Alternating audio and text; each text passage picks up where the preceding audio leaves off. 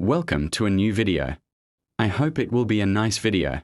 They said he was just a quiet boy, always alone, always staring out the window. No one knew what he was thinking, and maybe neither did he. Born too early, too small, too fragile. Even his mother thought he wouldn't survive. But that fragile boy who almost didn't live would one day reshape the laws that govern life itself. Isaac Newton wasn't born extraordinary. He chose to become it. When others played in the fields, he stood aside and watched the wind move the grass. He wanted to know why. Why did things move? Why did they stop? Why did the stars stay up there and not fall like everything else?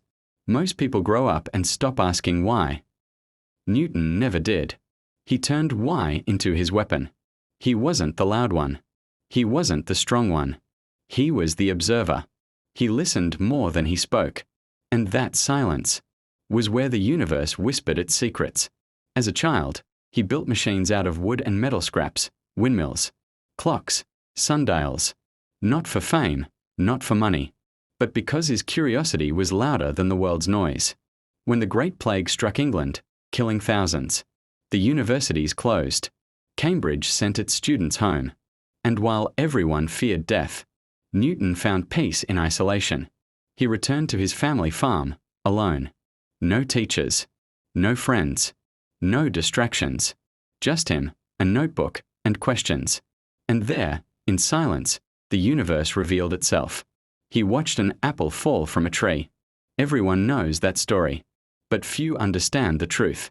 It wasn't a random fall that gave him gravity. It was years of obsession. The apple was just the final spark. He realized the same invisible force that pulls an apple to the ground is what keeps the moon from flying away. One discovery, two worlds connected, Earth and the heavens bound by the same hand. That was the birth of gravity, the birth of modern physics, the moment humanity looked up and finally understood. But genius doesn't come without a price. Newton battled loneliness, anxiety, and the weight of perfection.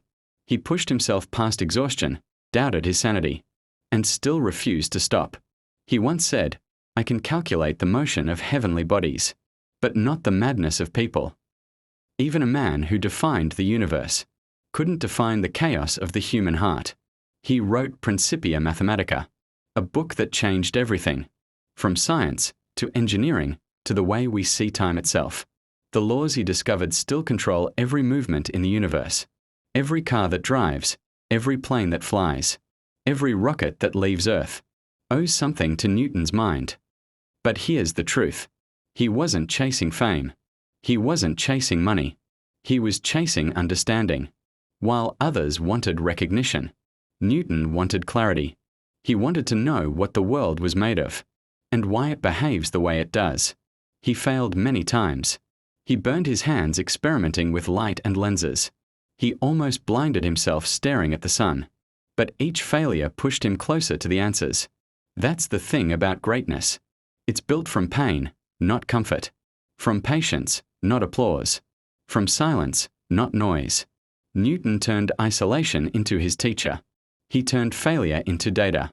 And he turned curiosity into creation. He didn't just discover the laws of motion. He proved that even the smallest human can move the world. He showed that solitude isn't emptiness. It's the birthplace of genius. Today, people chase attention. They measure success in followers, likes, and numbers. Newton didn't need any of that. He had one follower, the universe itself. He listened. He learned. He changed everything. So when you feel like you're alone, when your dreams seem too far, remember this. The man who discovered gravity was first pulled down by life. He fell, and that's how he found what holds us all together. Because genius isn't born. It's built in silence, forged in failure, and perfected in obsession. Isaac Newton didn't wait for inspiration. He became it. And maybe, just maybe, you can too.